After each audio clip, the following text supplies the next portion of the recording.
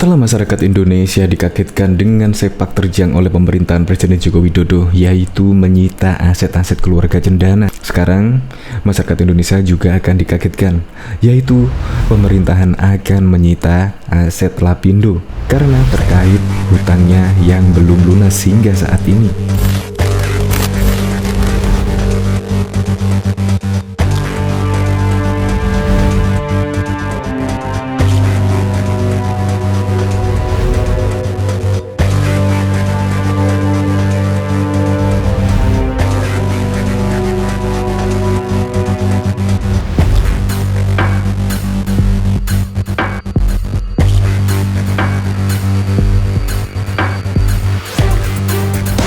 Sebelum menyaksikan video ini, pastikan bosku jangan lupa subscribe, karena subscribe itu gratis plus bonus tonton video terbaru setiap harinya. Jangan lupa ya. Ya memang di tangan Presiden Joko Widodo, para pengemplang hutang-hutang, yaitu satu persatu akan disita asetnya. Tidak luput pada waktu itu juga dari keluarga cendana, yaitu mulai gedung Granadi disita, lahan seluas berapa hektar juga disita, dan lain sebagainya. Bahkan Taman Mini Indonesia Indah sekarang juga diambil alih oleh negara dan dikelola oleh negara. Nah, sekarang ini pemerintah juga akan menyita aset-aset Lapindo, yaitu hutangnya yang kemarin ketika ditalangi oleh pemerintah sebesar 700-an miliar itu belum lunas, dan sekarang pemerintah akan siap-siap akan mengambil aset-aset milik Lapindo di Sidoarjo. Nah, saat ini menurut Riono Silaban telah meminta tim penilai untuk menilai aset-aset tanah di Lapindo tersebut, termasuk tanahnya bernilai atau sebaliknya. Kendati demikian, menurut Riono Silaban, pihaknya lebih ingin agar PT Lapindo membayar hutangnya, sehingga uang talangan pemerintah yang pada waktu dulu disediakan untuk membayar ganti rugi tersebut bisa kembali ke negara. Akhirnya pun sekarang pemerintah tegas, dan jika tidak dibayar maka seluruh asetnya akan disita oleh negara. Untuk lebih lengkapnya simak berita berikut ini, Good News Indonesia. Siap-siap, pemerintah akan sita aset Lapindo. Direktur Jenderal Kekayaan Negara DJKN Riono Silaban bersiap-siap menyita aset PT Lapindo Minarak Jaya. Penyitaan dilakukan lantaran pembayaran hutang atas dana talangan dari pemerintah untuk korban lumpur Lapindo tak kunjung dibayar. PT Lapindo Minarak Jaya milik keluarga Bakri.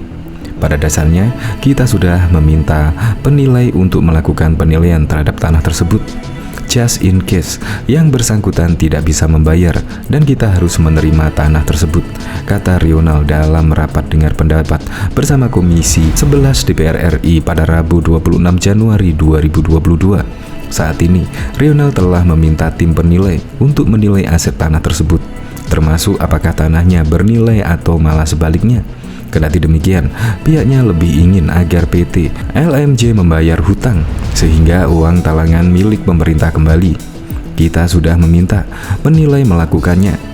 Tetap pada dasarnya kami ingin mendapat pengembalian uang pemerintah, ucap Rional. Pria yang kerap disapa Rio ini juga menjelaskan akan meneliti lebih lanjut isu soal kandungan litium di dalam lumpur Lapindo.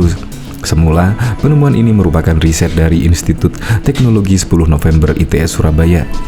Pada dasarnya nanti, pada saatnya kita akan melakukan penagihan dan kita akan lihat apakah betul tanah tersebut bernilai atau tidak.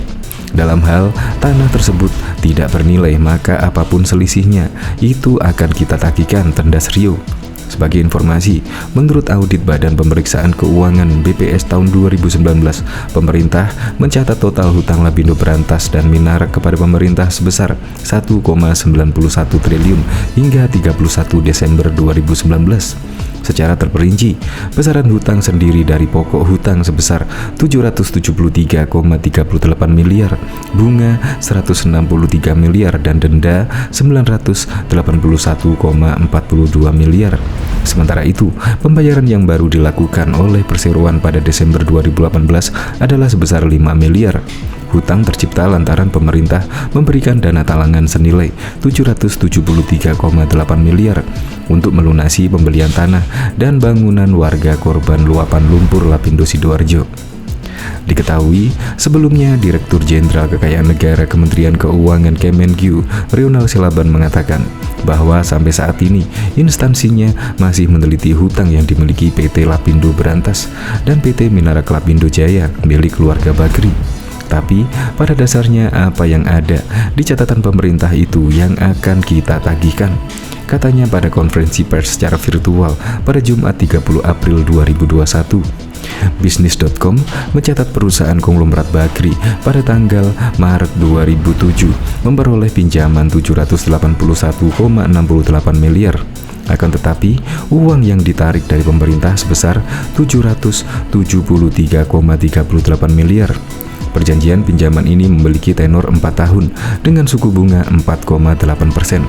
Sedangkan denda yang disepakati adalah 1/1000 per hari dari nilai pinjaman. Kala perjanjian disepakatinya, Lapindo akan mencicil 4 kali sehingga tidak perlu membayar denda atau lunas pada tahun 2019 lalu.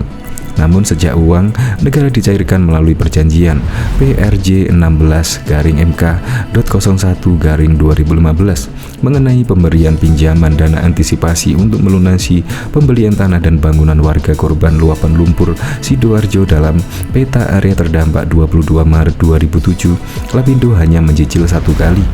Badan Pemeriksa Keuangan BPK merinci tagihan kepada Lapindo terdiri dari pokok 773,38 miliar, bunga 163,95 miliar, dan denda 981,42 miliar. BPK pun mencatat pemerintah telah mengupayakan penagihan kepada Lapindo dengan penagihan pada Juli 2019 dan September 2019. Pada 19 Desember 2019, Lapindo meminta kepada Jaksa Agung untuk melakukan pembayaran dengan aset settlement. Direktur Jenderal Kekayaan Negara sebelumnya, Isa Rahmawarta, menjelaskan bahwa sudah ada kemajuan internal dalam upaya penagihan hutang tersebut. Pihaknya juga telah melakukan koordinasi dengan Kejaksaan Agung dan BPK. Pemerintah masih mengupayakan proses penyelesaian secara tunai, namun tidak menutup kemungkinan juga untuk membuka opsi lain, seperti dengan menyerahkan aset Lapindo. Yang jelas, pertama, penyerahan aset di wilayah terdampak kita evaluasi. Kalau nilainya cukup, tidak masalah. Kalau tidak mencukupi, kita coba hal lain. Pembayaran tunai tetap jadi opsi yang utama, jelasnya pada Jumat 4 Desember 2020 yang lalu. Menteri Keuangan Sri Mulyani Indrawati akan terus mengejar hutang PT Minarak Lapindo Jaya kepada pemerintah. Anak usaha Lapindo Berantas itu belum melunasi hutang meskipun sudah lewat jatuh tempo. Batas waktu pelunasan berdasarkan aturan jatuh tempo pada tanggal 10 Juli 2019. Total dana talangan yang harus digantikan pihak Minarak Lapindo Jaya sebesar 773 miliar. Namun sampai jatuh tempo baru dibayarkan sebesar 5 miliar. Kementerian Keuangan pun bakal terus menagih hutang tersebut. Jika tak dilunasi sampai batas waktu tertentu, aset Lapindo jadi taruhannya. Kemenq melayangkan surat penagihan terhadap PT Minarak Lapindo Jaya yang memiliki hutang kepada pemerintah. Ini baru layangkan tagihan pertama, kata Dirjen Kekayaan Negara Kemenq Isa Rahmawarta di kantornya pada Jakarta Rabu 31 Juli 2019 yang lalu. Kemenq belum mendapatkan kepastian dari pihaknya kapan melanjutkan pembayaran. Namun, Lapindo intens berkirim surat ke Kemenq untuk menyatakan komitmennya melunasi hutang. Mereka selalu update ke kami tiap minggu atau tiap 2 minggu. Saya selalu dapat surat, Pak, barang jaminan tanah-tanah yang mereka beli dari penduduk itu progres sertifikatnya sampai sini. Mereka lapor, tapi ya kan kita pengennya bayar ya, terangnya.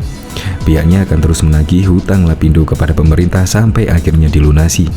Kita maunya mereka bayar semuanya. Idealnya begitu. Idealnya ya mereka bayar lunas karena sudah jatuh tempo.